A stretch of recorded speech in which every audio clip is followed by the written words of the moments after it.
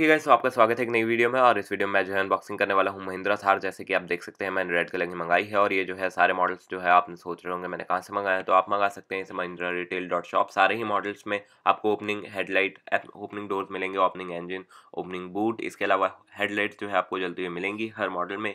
इसके अलावा यहाँ पर जो है आपको Bolero, XUV500, KUV100, TUV300, Thar, ये सारे मॉडल्स मिलेंगे। और बलेरो पिकअप भी मिलेगा। तो चलिए करते हैं इसकी अनबॉक्सिंग, देखते हैं इसके फीचर्स।